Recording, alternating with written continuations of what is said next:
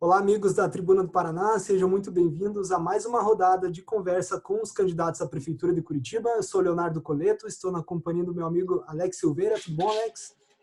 Tudo jóia. Legal. Nosso convidado de hoje é o professor Renato Mocelin, do Partido Verde. Como vai, professor? Seja muito bem-vindo.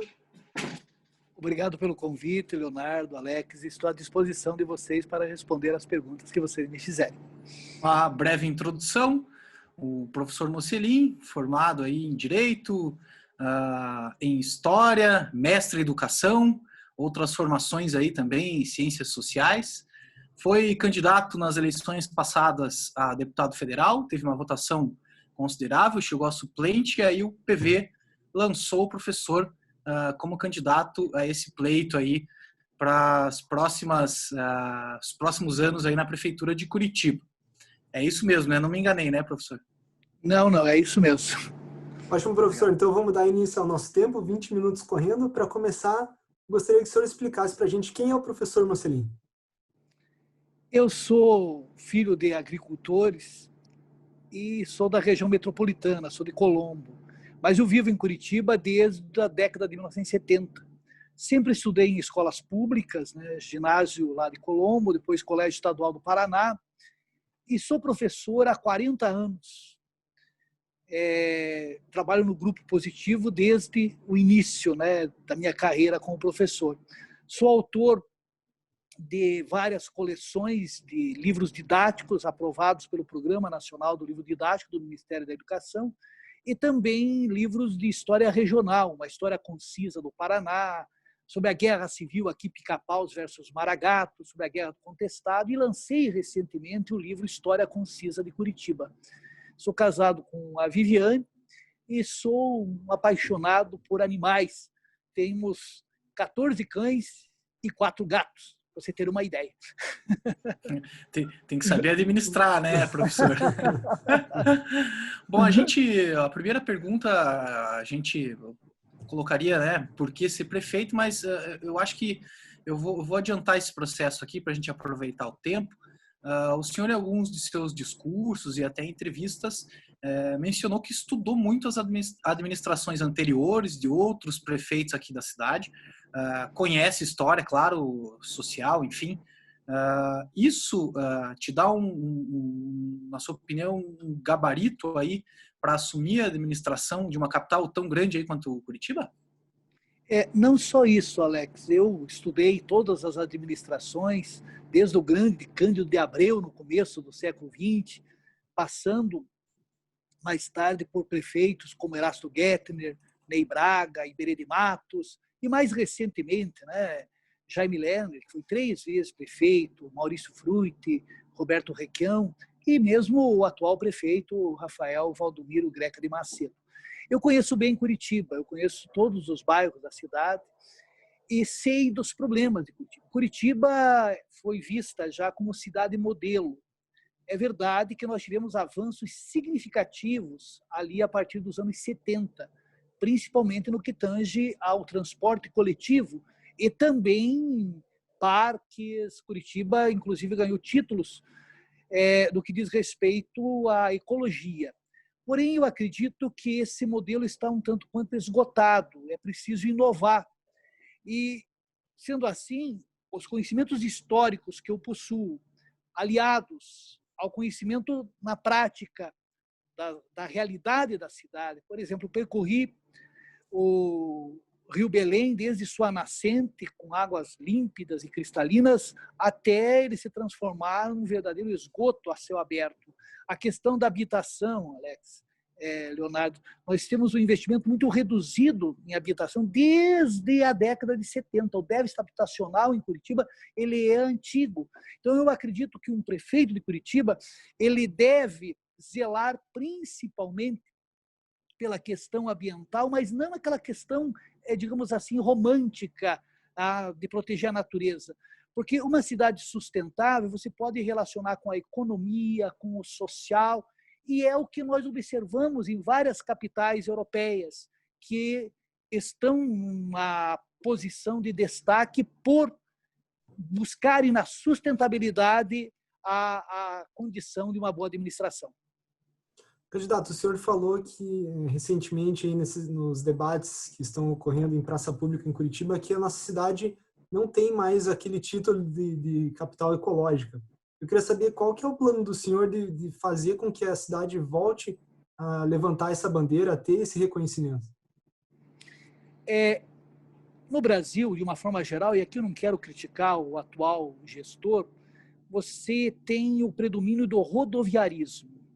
Desde o Washington Luiz, lá, presidente da década de 20, do século passado, governar era abrir estradas.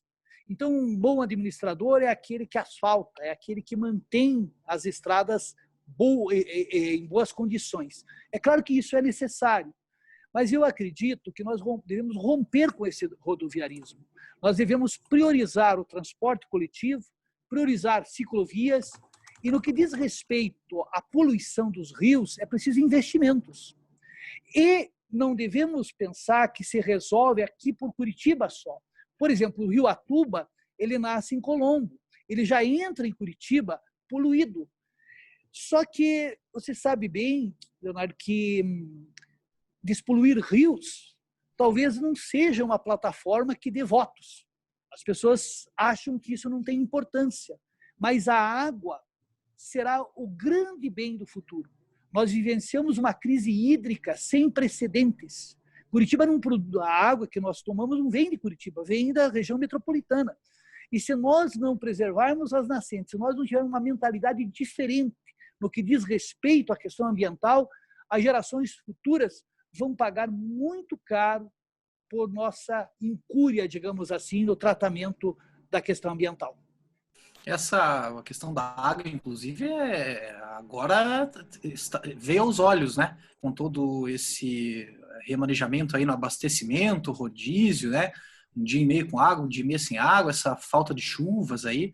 O meio ambiente tem demonstrado algumas reações, né?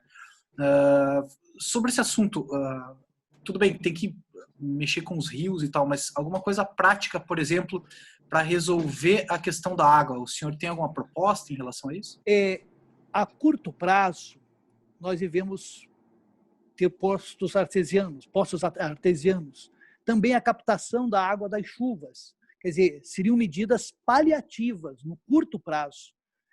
Porém, eu acho que nós devemos olhar para frente. E medidas de médio e de longo prazo, elas demandam investimentos na preservação das áreas onde temos as nascentes dos rios. E, sobretudo, Alex, uma educação ambiental. Eu observei no Rio Belém, no Ribeirão dos Padilhas, em vários rios, sofá dentro do rio, fogão, coisas as mais diversas. Não vamos culpar o prefeito por isso.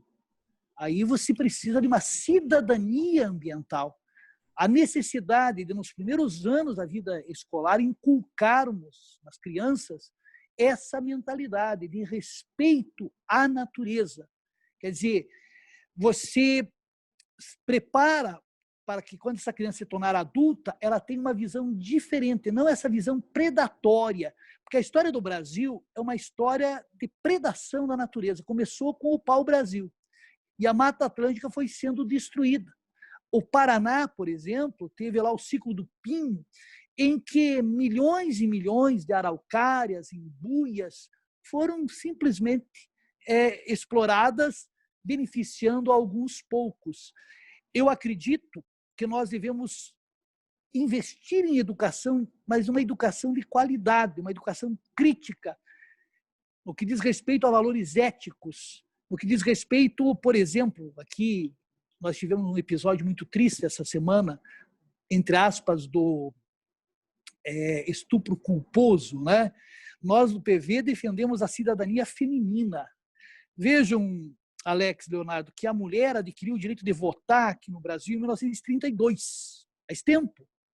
Só elegemos uma primeira vereadora em 1947, a Maria Olímpia Carneiro Mocha. Ainda temos um número pequeno de mulheres no Congresso Nacional, nas assembleias legislativas, mas o pior, você tem que ter uma lei Maria da Penha, porque há violência contra a mulher, crime de feminicídio. Não adianta só prender o sujeito, Você tem que tentar mudar a mentalidade das pessoas para nós rompermos com essa mentalidade patriarcal que, infelizmente, impera. Em muitas pessoas, claro, não vamos generalizar, né? Candidato, nós estamos com 10 minutos da nossa conversa. Eu gostaria de passar para um outro tópico. No seu plano de governo, o senhor fala em retirar faixas de estacionamento e incentivar o uso de bicicleta.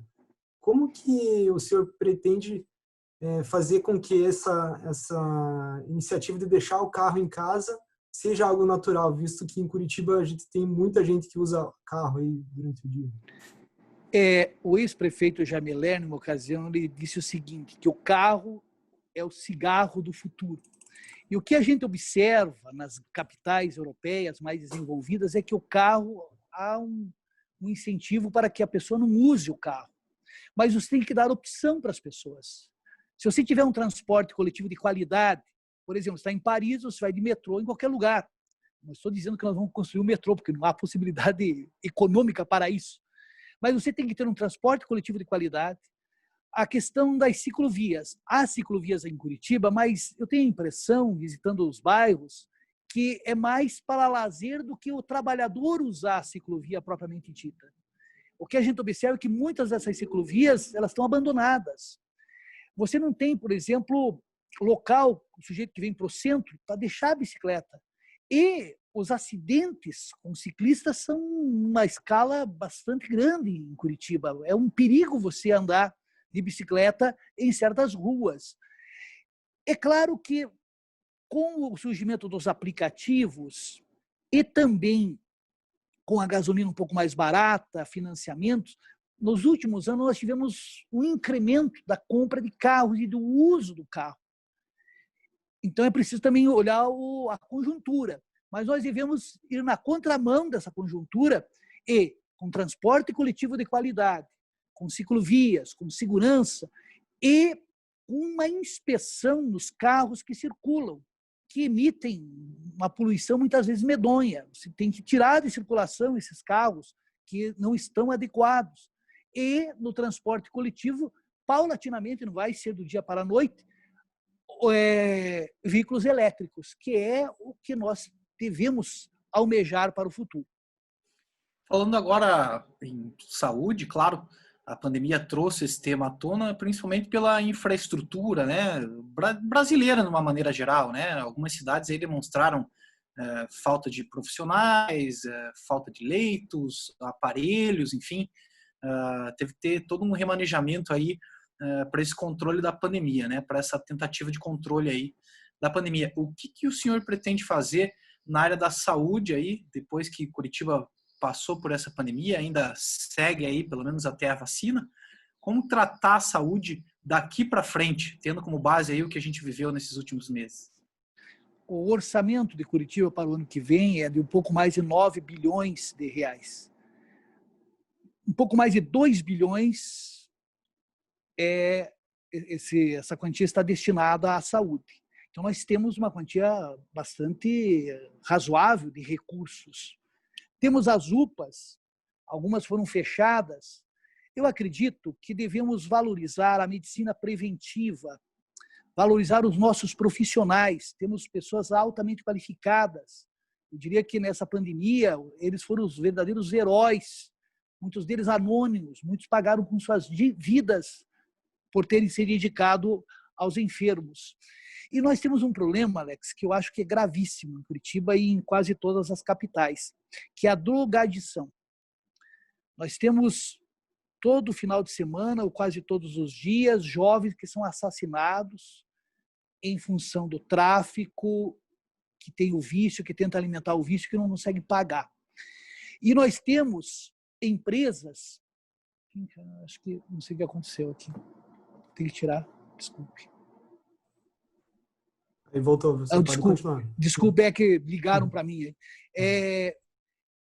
Empresas, clínicas particulares que fazem um trabalho de qualidade.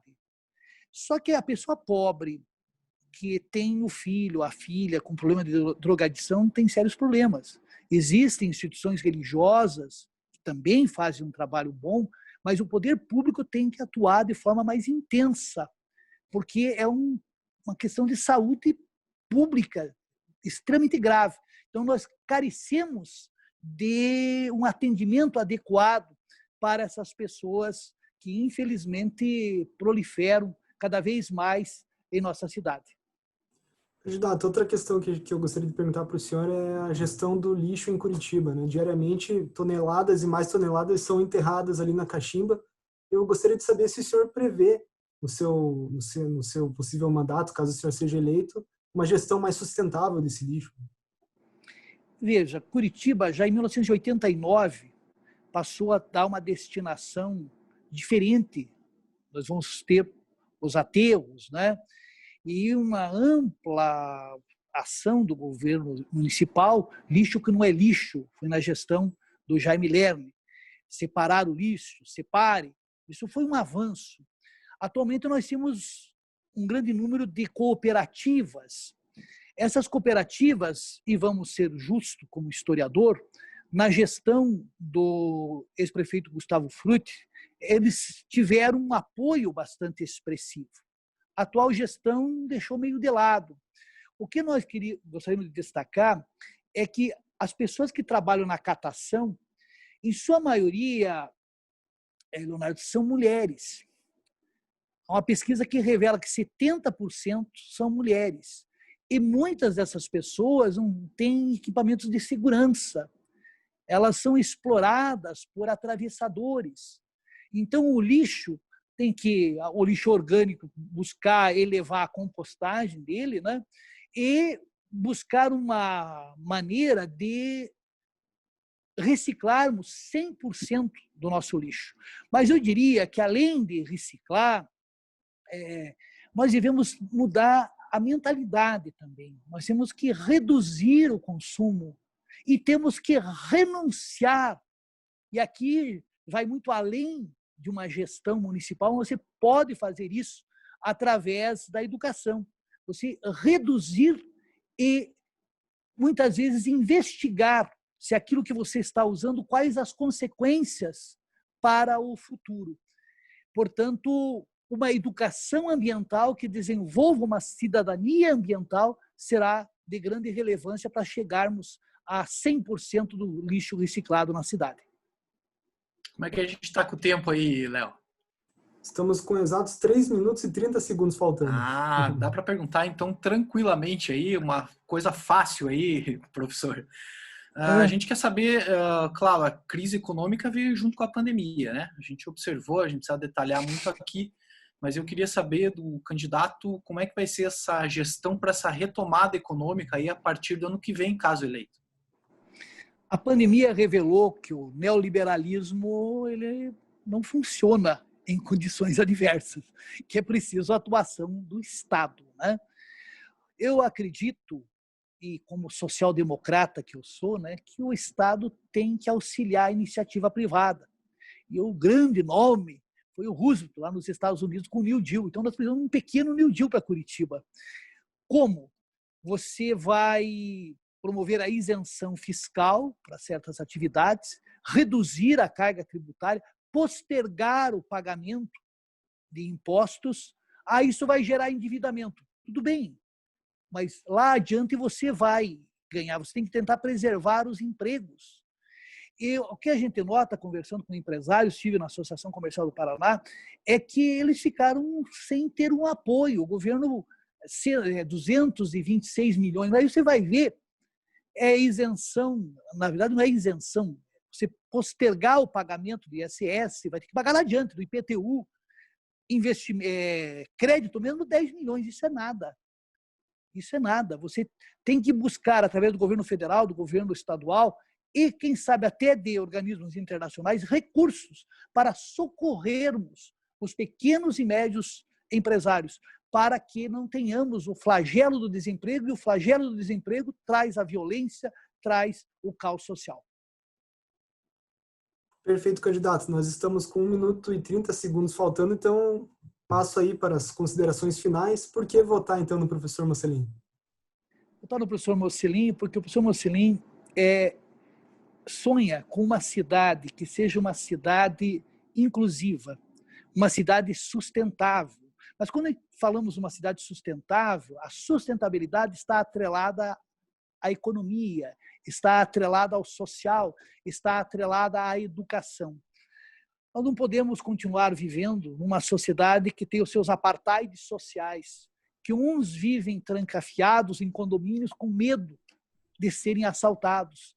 Nós devemos construir uma cidade que seja boa para mim, que seja boa para o Alex, que seja boa para o Leonardo, enfim, que seja boa para todos. Professor Mocelin, 43, obrigado pelas perguntas, obrigado pela consideração. Perfeito, professor. A gente agradece, então, a sua presença. Desejo boa sorte aí nas urnas. Obrigado, boa sorte, professor. Obrigado.